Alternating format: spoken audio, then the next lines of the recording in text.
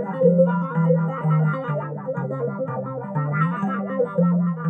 little bit about the wah-wah pedal and how that came about.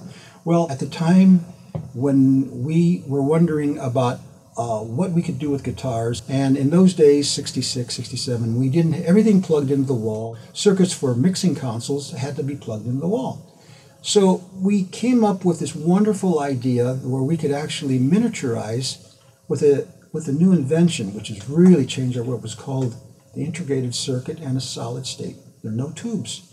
And the nice thing about it is it runs on a 9-volt battery, so we could take this big circuit that would have done this magnificent sound of just taking the curve of the human voice and just bending the voice by putting that frequency in there and just putting it into a little foot pedal with a 9-volt battery. And why we came up with the idea was because I was always looking for some way to make the guitar be expressive with the human voice. So you can do all kinds of things with the wah-wah pedal, and there was the shaft.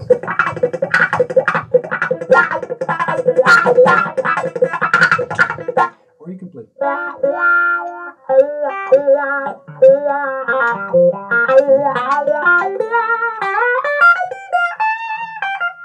And originally that's not a new idea, because if you listen to some of the old trumpet players many, many years ago, they had a mouthpiece on their trumpet and they could open their hand and go wah, wah.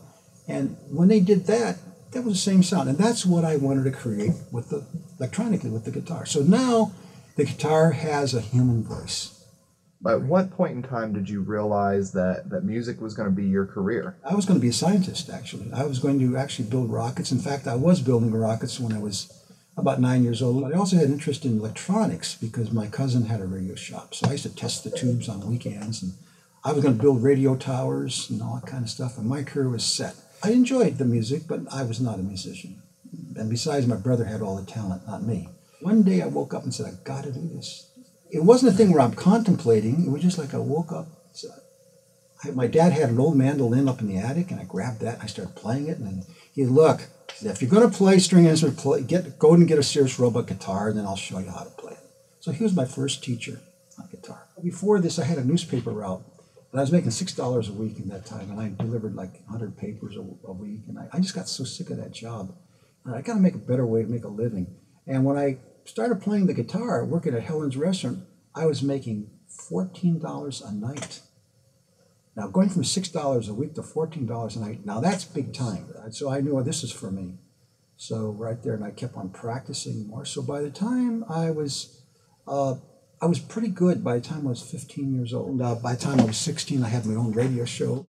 By the way, I was still keeping my grades in high school. That was a deviation that I just couldn't tolerate. So I got so upset with high school that I just decided to take accelerated courses in summer school. So I got out in 3 years instead of 4. When I was 17, I went on the road, traveled all through the Midwest, played great places like Iron Mountain, Michigan, Antigo, Wisconsin. I was making $300 a week. Now, in those days, $300 a week, man, you could almost buy everything. So then from there, I realized that I better go to college, and I got a scholarship and went to the University of Pittsburgh. And then I performed with some wonderful groups in the University of Pittsburgh Tamburitzins, and I performed all of their music from all the countries of Europe. What was the next step? After college, I wasn't about to go back to Hammond, Indiana, because now I had already gone to big time pretty much. Pittsburgh was big town. I just told my parents, look, I'm going to California, I'm going to Hollywood. And my career went straight up, just a little bit here, then straight up. Including the 3 sons, you also worked with Elvis and Frank Zappa with the Mothers of Invention. Do you have any one person that sticks out in your mind that you always go back to a story when you think about all the people that you've played with? Yes, all of them. So I'll be brief with this. I learned something from every one of these people. Elvis Presley, I was called to do a movie called Roustabout. The first day I go on the set, his manager steps out onto the stage and says, anybody that walks up to Elvis and starts talking to him is fired and is going to be thrown off the lot immediately. I'm thinking, well, now what am I doing here? I'm not even near Elvis. And he had always dancing girls around him on the set, when we were doing the rehearsal. I'm playing the guitar, and the girls are sticking their legs up, and I got a picture of one girl with her leg right in front of blocking my face like that. How humiliating could it be? Halfway into the week, we were setting up for the scene, and everybody leaves for lunch. And I've got my guitar, and I'm thinking, I don't know why I'm here except for money. I'm just here for money, but nothing artistic. So I'm going to sit and I'm going to play my guitar. I started practicing and ripping through things, and I thought, everybody's gone. And I looked up. Everybody had gone except Elvis Presley. And he was sitting in the director's chair staring at me. And I'm thinking, now, what is he going to do? Is he going to tell Colonel Tom Parker, that this guy sucks on guitar, get him off the stage? I'm thinking, I better play really well. So I'm ripping through more stuff, and he's still staring at me more intently. He starts leaning over at me. And he said, excuse me, in a very humble voice. He said, excuse me, I don't want to interrupt you, but he said, I've been listening to you play. He said, I'd give anything if I could play guitar like you. At that time, he melted my heart. This isn't the guy I thought he was. That afternoon, I was supposed to be behind the girl's dancing leg. No more. He comes and brings me right in front of the set, and I'm right alongside of Elvis playing the guitar. That's the way he paid me back. Jumping forward a little bit, what are some projects that you're currently working on today? Right now, I'm working on developing several tribute tours, which we're scheduling for early part of next year, of which I will be performing with some of the top musicians of England. And I'm going to be featured doing a tribute to the great Les Paul, and I'm also going to be doing a tribute to the wah-wah pedal.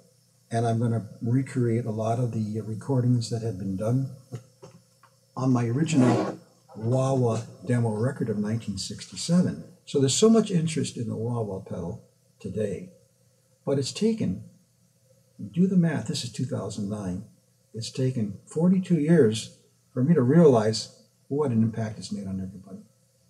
You currently own, which we're in right now, a post-production studio. And what brought you over to the film and television side of audio when you had been in the music side of audio for so long? One of the things I always wanted to have was control over the sound quality of my recordings. For example, the wah-wah record was done in my garage studio. From that moment on, always had a studio either in my garage, in my home, or I had a studio in Hollywood. So a studio to me was just a natural thing to have. But I noticed in the 1980s, that studios were very common now to have in the home by everybody. And so I realized that I had to either move into another field related, and I always loved movies and television. And I loved sound with pictures. So I converted my original studio from sound into post-production, which meant we added the sound to the picture. And last question I have for you here is, what advice do you have for today's guitar players? I would say that don't depend on just pedals alone, but really learn the skills of the instrument, because the guitar can have many levels of pleasure. And even if you master fundamental chords that you enjoy playing, if you've achieved that, you're a success. Mm-hmm. If your success level wants to move up one notch and you want to play some great lead guitar parts, then work on them, but enjoy it. Enjoy the trip. Not just go in there and say, I'm going to barrel away until my fingers bleed, but rather enjoy every day that you pick up the guitar. And it's all up to the person. So my advice is enjoy the trip. Thank you so much.